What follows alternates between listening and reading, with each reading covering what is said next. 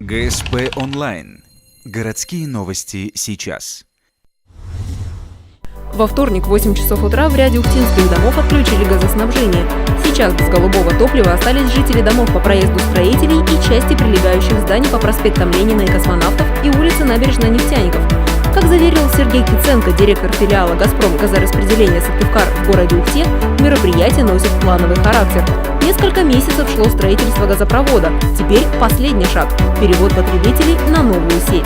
Будет произведено переключение водов, питающих газопроводных домов, на вновь спортивно смонтированный газопровод. Работы ведутся на улице по переключению газопроводов, но в домах работы проводиться будут в связи с тем, чтобы потом запустить газоснабжение в квартирах.